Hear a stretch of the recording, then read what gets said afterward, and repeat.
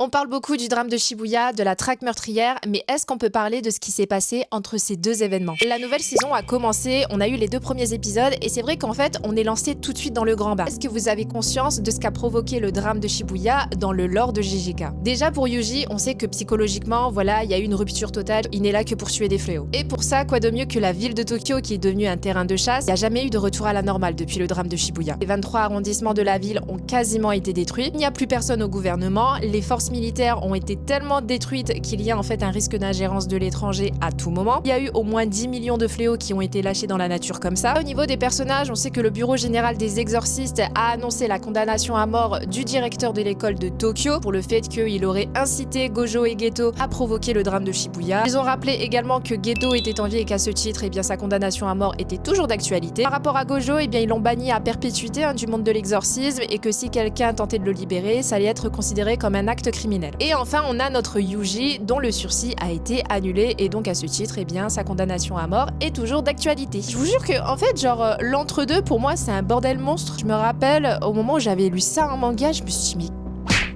tout part en vrille. Tout part en vrille.